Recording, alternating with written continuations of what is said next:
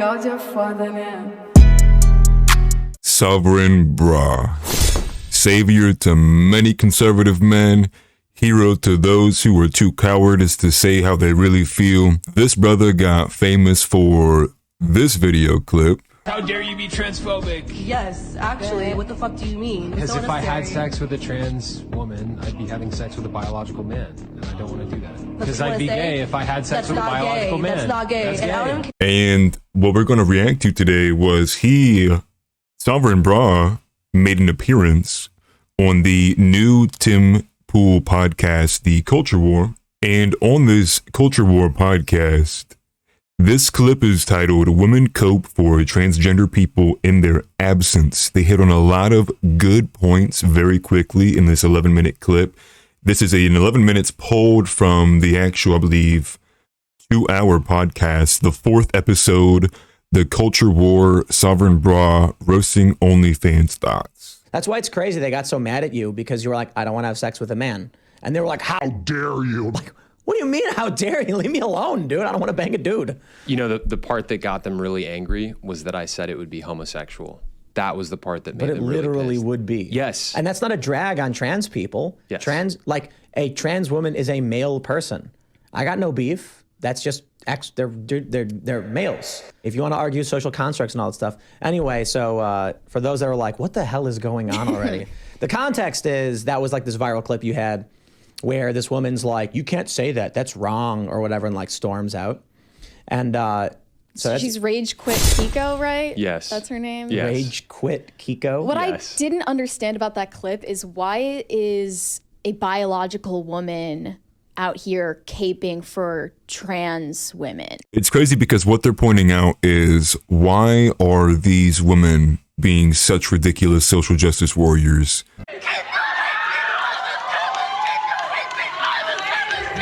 For things that don't even affect them. Like, why are you carrying that flag so hard for something that doesn't affect you, to be adverse to the position that someone doesn't want to sexually engage with those people?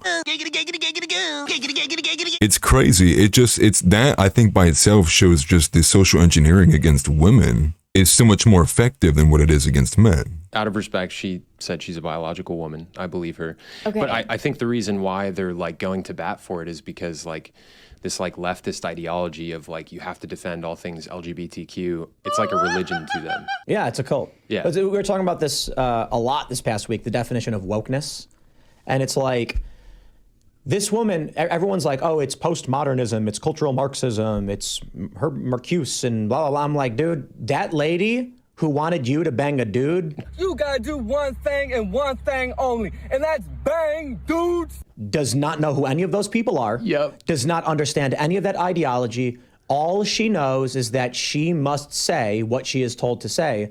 And whatever the left is changes every year. Because like a couple of years ago, the whole thing was critical race theory. Now it's all about transgender. And the weirdest thing to me is that she got mad because you were just outright like, it would be homosexual for me to sleep with a male. And she's like, how dare you? Like, it is completely okay for me to oppose everything that is conservative, straight, and heterosexual, but don't you dare even attempt to have an opposing viewpoint outside of the cult, the mob, the left, the org, as most people call it. Wait a minute, man. 10 years ago, we were all on board with the idea that you couldn't choose your sexuality. Now they're like demanding that you have sex with a male person. I mean, You know, a lot of people who argued for like gay marriage to be legal, a lot of those points were, it's not a chemical imbalance, you know, like they were born this way, like they can't change their sexuality, like this is why you have to accept them. a few years later, we've already changed how we feel about that. And actually that everyone can change their sexuality, everyone can choose whatever they want to be, whatever they're attracted to, and you have to listen to what their perspective is.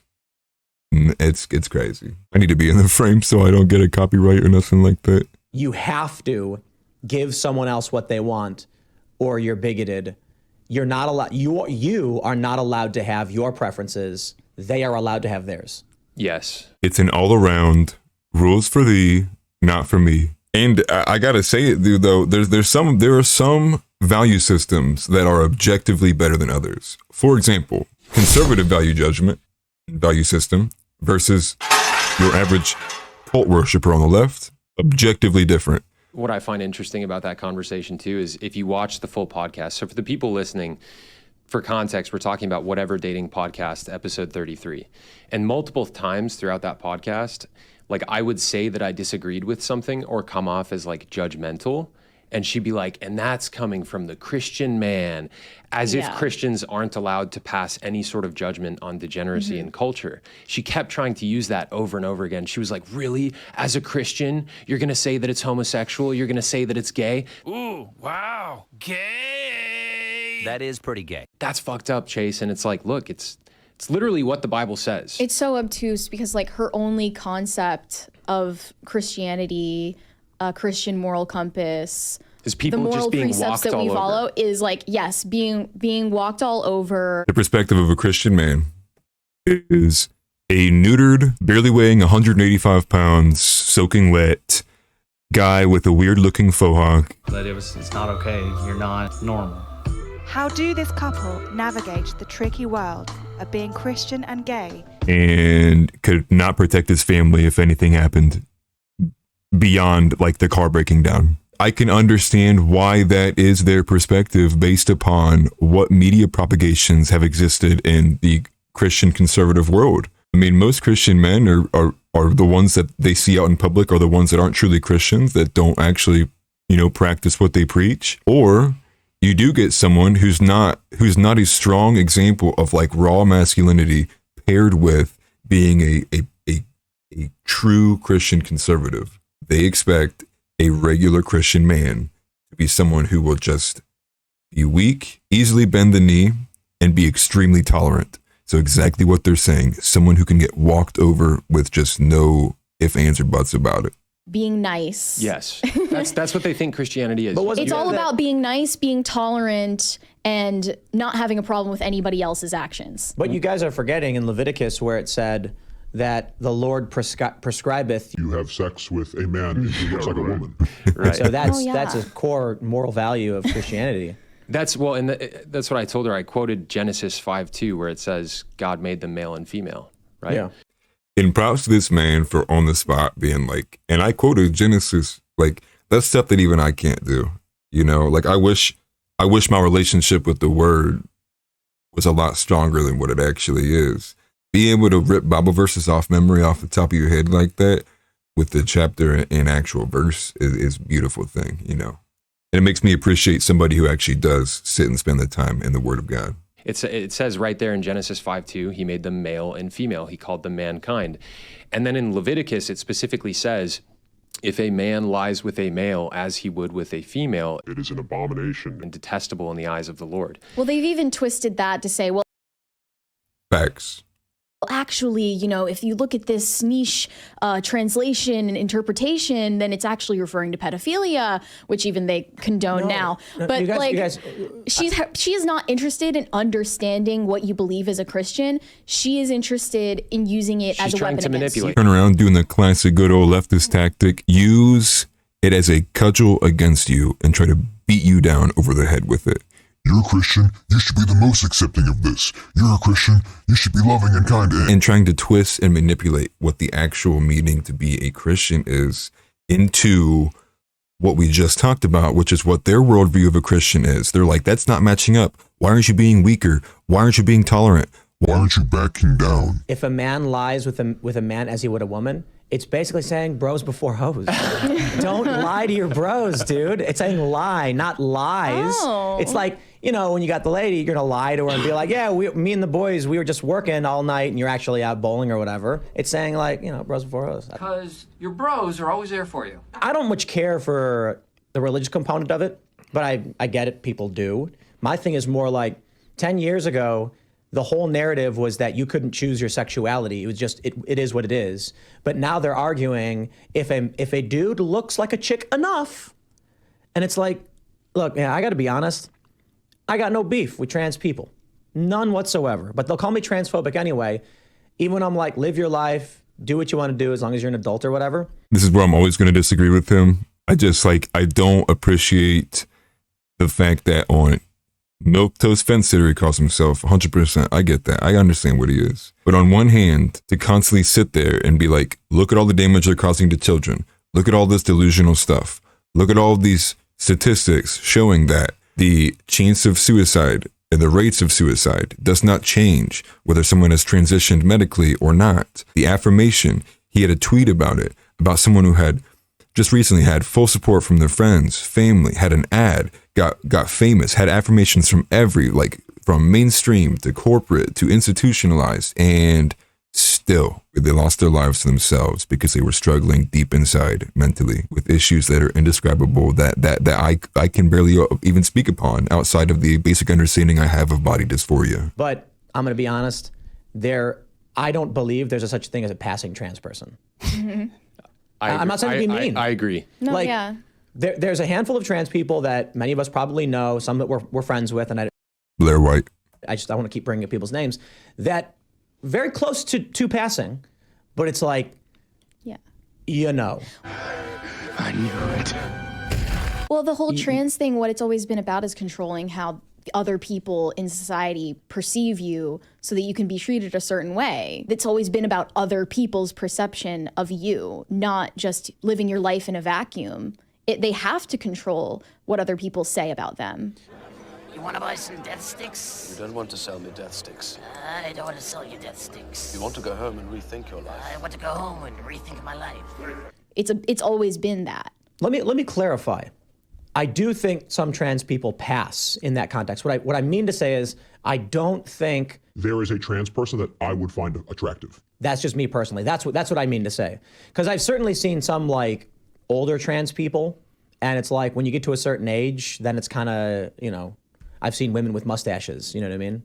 And then there are some trans people that are like very, very close to looking and acting just like a woman, but the voice is always different. The shoulders are always broader. There's still that uncanny valley Yeah. where you look at the person and you're like, I know you're a dude.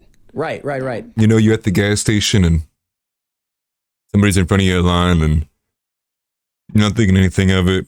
You know, this nice yellow sunflowery dress, and then, you know, I'll take 2-pack of Marlboro Reds.